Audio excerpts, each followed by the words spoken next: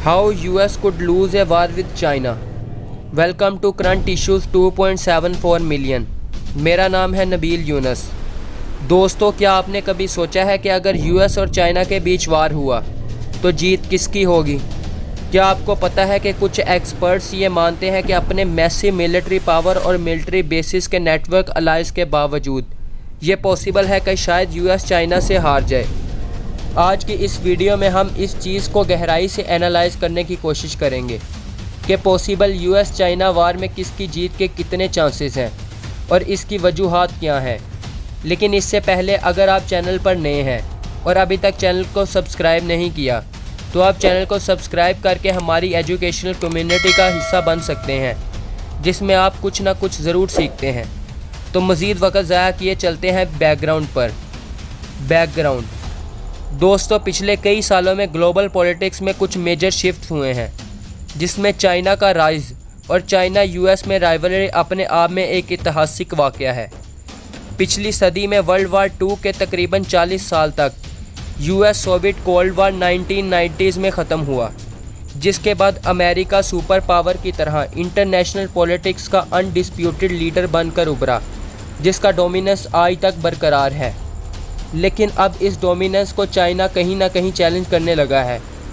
Rapid economic rise के चलते आज चाइना $14.5 ट्रिलियन की जीडीपी के साथ दुनिया की सेकंड लार्जेस्ट इकोनॉमी है, जिसकी वजह से ही इसका ग्रेट पावर बनकर उभरना मुमकिन हो पाया है।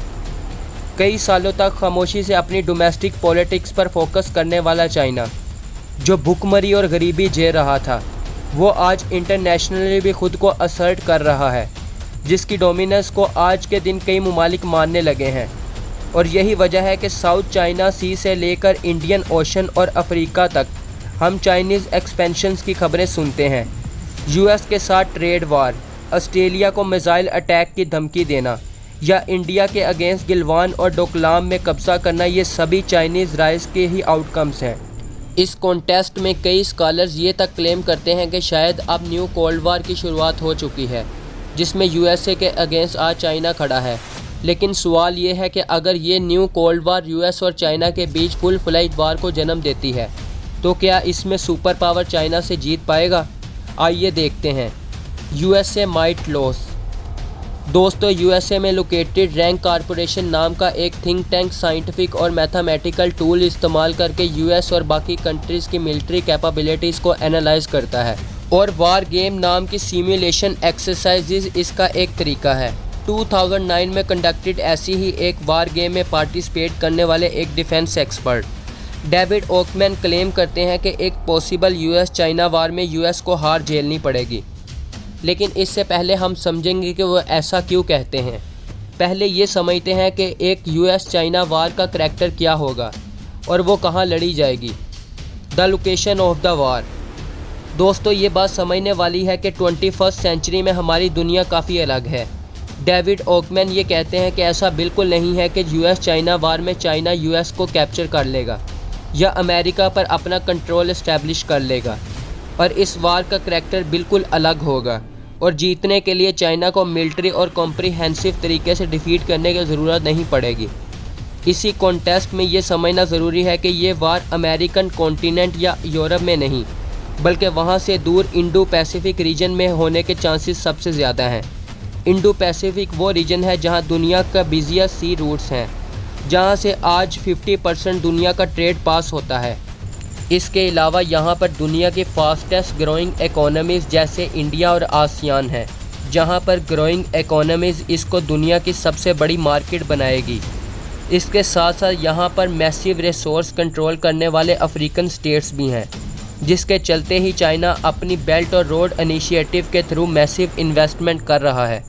चाइना और यूएस दोनों इंडो पैसिफिक की इम्पोर्टेंस को रिकॉग्नाइज करते हैं, इसीलिए चाइना ने BRI और यूएस ने ट्रांस पैसिफिक पार्टनरशिप को पुश किया था, और साथ ही ओबामा ने एशियन पिवट पॉलिसी भी लॉन्च की थी, यानी यूएस का फोकस वेस्ट एशिया और वेस्ट यूरोप से हटकर अब इंडो पैसिफिक की तरफ है।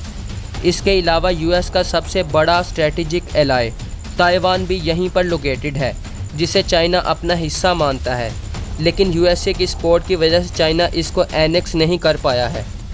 और साथ ही हर रोज़ यूएस को न्यूक्लियर वार की धमकी देने वाला नॉर्थ कोरिया भी चाइनीज़ पोर्ट के साथ यहीं लोकेटेड है। और इन सब चीज़ों को देखते हुए यूएस और चाइना के बीच वार हुआ, तो इसका मेजर रीज़न इंडो पैसिफिक के कॉन्फ्लिक्ट जोन और चोक पॉइंट्स को लेकर कंट्रोल होगा।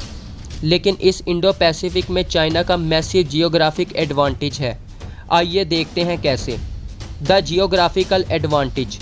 सिंपल सी बात यह है कि चाइना इस रीजन की इम्पोर्टेंस को जानता है और जियो स्ट्रैटेजिक लोकेशन के लिहाज से ज़्यादा पास है, जो इसे यूएस के कंपैरिजन में मेजर एडवांटेज देता है।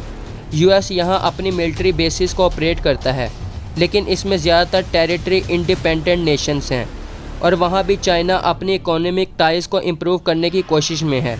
इसके अलावा ओबामा की एशिया पिवट पॉलिसी भी लार्जली फेल्यूर साबित हुई, जो चाइना की मिलिट्री और इकोनॉमिक पावर को इंडो पैसिफिक में फैलने से रोकने में नाकाम रही है।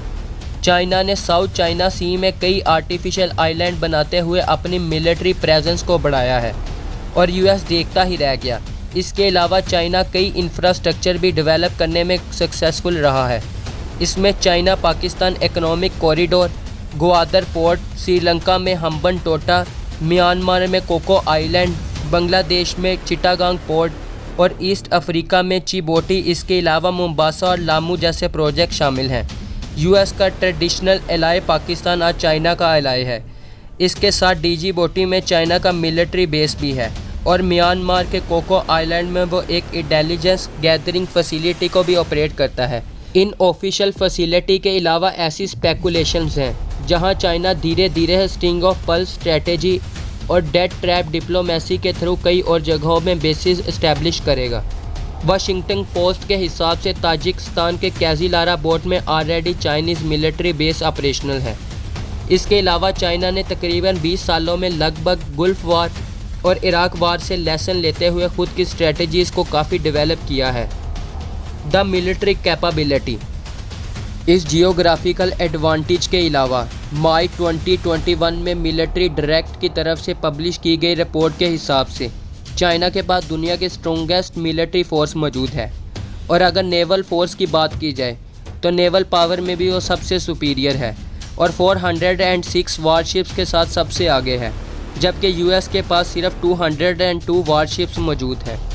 बावजूद इसके कि यूएस से दुनिया में सबसे ज़्यादा मिलिट्री स्पेंडिंग करता है, वो इस इंडेक्स में सेकंड प्लेस पे है। इसके अलावा चाइना और इसका अलाय रशिया दोनों ने ही वास्ट और मजबूत network of missile, radars, long range aviation system, nuclear submarines और इलेक्ट्रॉनिक वारफेयर सिस्टम डेवलप किए हैं, जो यूएसए और इसके अलाइज को वेस्टर्न पैसिफिक और ईस्टर्न पैसिफिक में ऑपरेट करने से रोकने में कामयाब हो सकते हैं।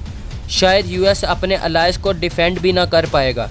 खैर, यूएसए अपने 14,000 से ज़्यादा एयरशिप्स के साथ एयर पावर में सबसे आगे है, जबकि चाइना के पास सिर्फ 3,587 एयरशिप्स हैं। यही वजह है कि चाइनीज़ ऑब्जर्वर का main focus US air bases हैं, जिन्हें वो अपने मिसाइल्स के थ्रू टारगेट करने की कोशिश करेगा। इसके अलावा चाइना यूएस के स्पेस में लोकेटेड सेंसर्स और कम्युनिकेशनल लिंक को ब्रेक करने में कामयाब हो सकता है। डेविड ओकमैन को शक है कि चाइना यूएस के कमांड रिलेटेड डेटा बेसिस को साइबर वारफेयर के थ्रू करप्ट कर सकता है। इस सेंस में ये वार ट्रूली एक मल्टी डायमेंशनल वार होगी और इन सब ने मिलकर कहीं ना कहीं बैलेंस ऑफ पावर को चाइना की तरफ शिफ्ट किया है। The counter argument. चलिए अब देखते हैं काउंटर आर्ग्यूमेंट्स। लेकिन कई एनालिस्ट ये कहते हैं कि ये सिर्फ हाइपोथेटिकल कैलकुलेशंस हैं और ग्राउंड में वार कैसे लड़ी जाएगी वो प्रिडिक्ट करना मुश्किल है।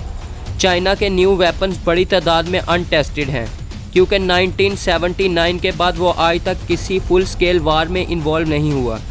इसका ऑन ग्राउंड एक्सपीरियंस सिर्फ जॉइंट मिलिट्री एक्सरसाइज पर बेस्ड है, जबकि यूएसए का वार में एक्सपीरियंस काफ़ी है, जो उसको ऑन ग्राउंड वार में एडवांटेज देता है। इसके अलावा द डिप्लोमेट में एक आर्टिकल ये क्लेम करता है कि चाइनीज़ मिलिट्री माइट सिर्फ एक हाइपरबल या एग्जैजरेशन है और चाइनीज़ मिलिट्री के कुछ हिडन खामियां हैं जिन पर ध्यान देना होगा।